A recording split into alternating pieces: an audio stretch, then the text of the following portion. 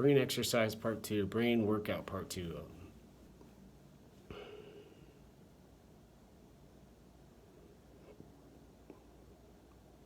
People can choose to have these kinds of relationships I'm describing.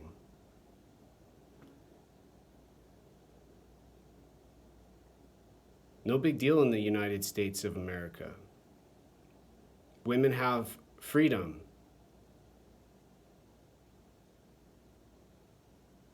Both genders fight for so that someone doesn't come over and take over and decide they want to be in charge of all the women. Islamic states just treat women like stimulus and get rewarded for the stimulus. She takes care of them, bathes them maybe even, and loves them.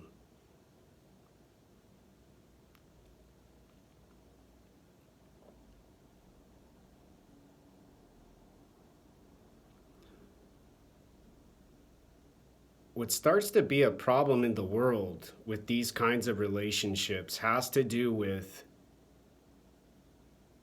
the social involvement of the two people who want the world to be in a similar kind of awesomeness, where their emotions aren't too funky or weird, where they know what the other person will do when they get home. They know how to care for them. They know how to love them. They know how to provide for them. And the other person knows, the man,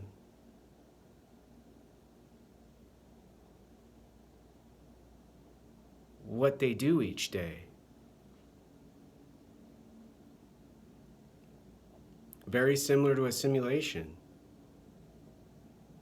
Consciousness never goes too stretched out. Consciousness never gets too restricted. They figure out all the rules, all the restrictions, and all the behavior to make their world awesome.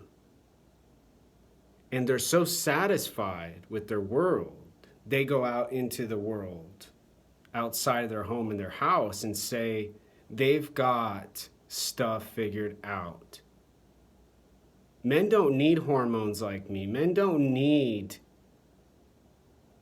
to want. Men just need to have someone come to them. Men just need to allow their emotions to be calm and relaxed, their voices to not be too strong and powerful, and their bodies to be very fragile. But their posture, good. Or else the woman might not know they're not fat and lazy and slobs. A slob.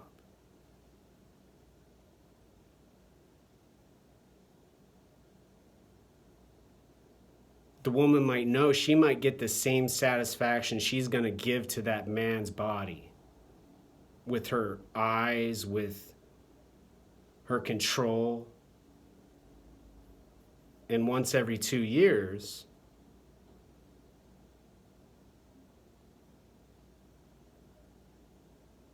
sexually.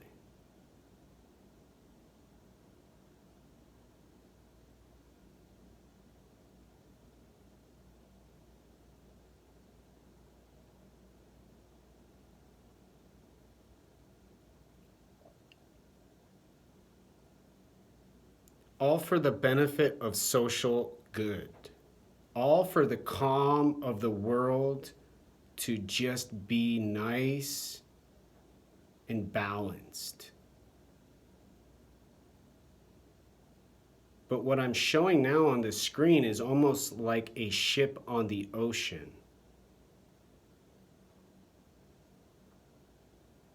You can't stay on the ocean forever and just eat fish. You can't just stay on the ocean forever and not get more water unless your significant other is an engineer and has a desalinization device powered by the sun forever.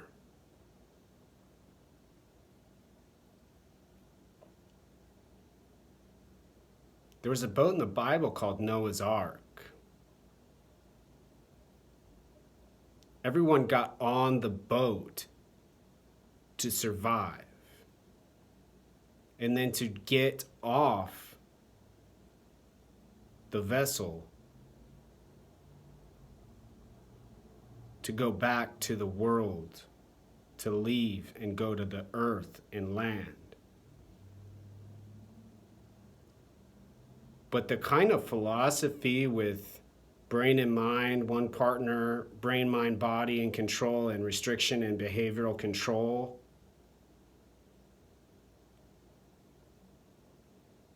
are okay for some folks and people, but not a benefit for two people who are physically and intellectually attracted to each other. People who are physically and intellectually attracted to each other don't limit each other. They don't control, they don't have power, they don't have behavior and restriction. They've got love. Love gets loud, love gets quiet, love gets obnoxious. Love makes people around them sick to their stomachs and thrilled in their hearts. Not out of envy and jealousy, out of respect.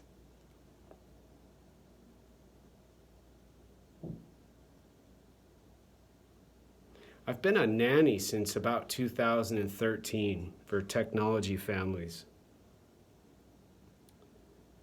And they've all been male technology families. Husbands who go to work, Google, Microsoft, Xfinity.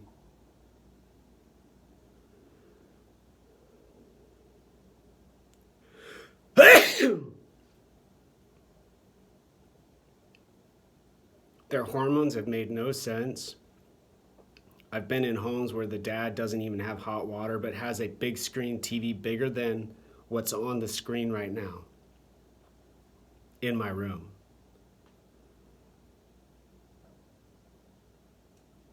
Moms who are psychotherapists,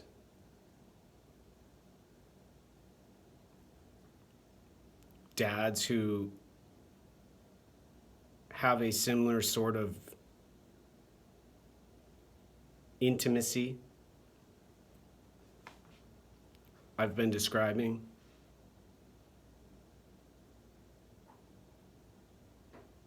Children who are well fed, who are having fun in life.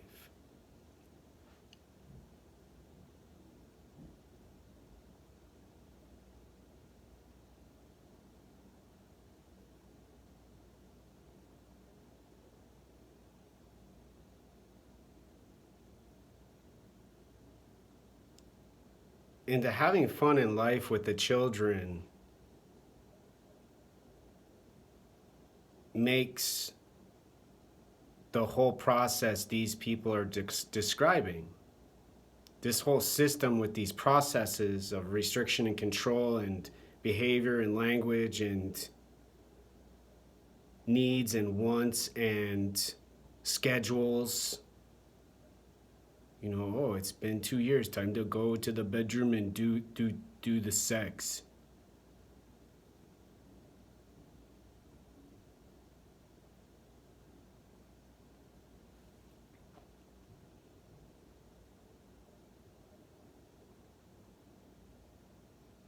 With the belief they're as strong and powerful as me eating bone broth with high fat,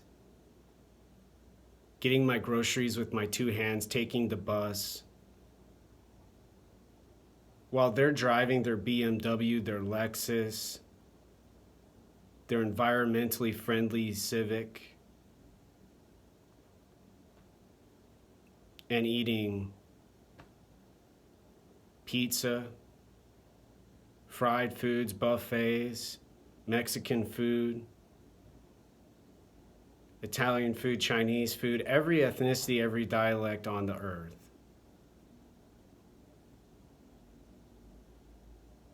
Every culture who makes food.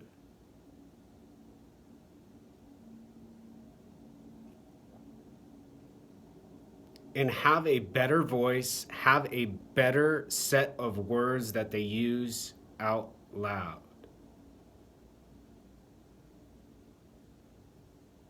Appear more psychologically stable and coherent, and have bank accounts, coronavirus proof, houses, and rental properties and cabins and Porsches, a Porsche.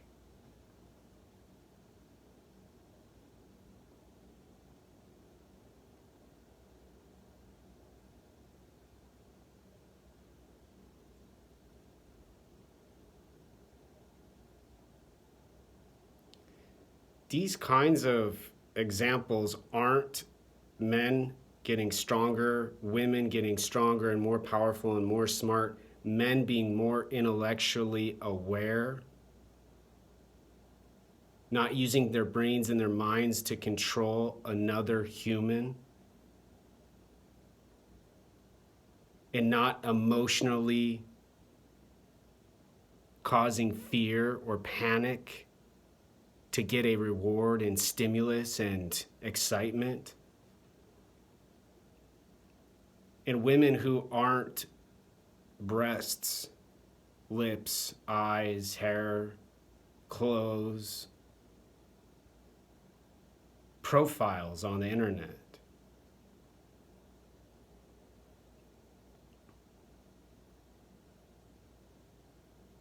They're not women who know the brain, mind, and body with psychological cognition. They are the psychological dominant gender. The emotional limits.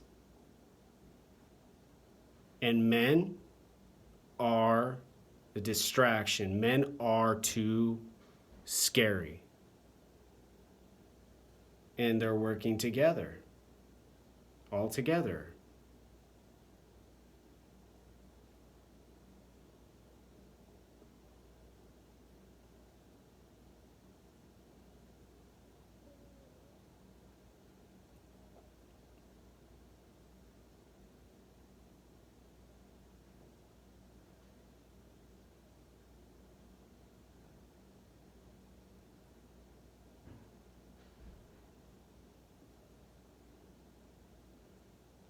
When you put two pieces of wood together with nails, as an analogy, you're either going to build a house, a boat, a car, a raft, a shed, a tree house, an object, or a shape.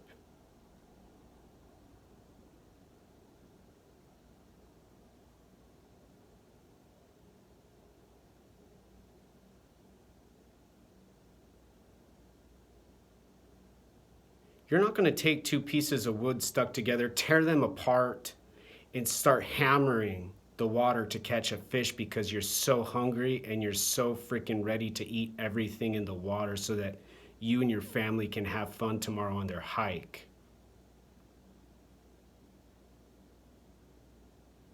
Or on the walk down the Pacific Crest Trail.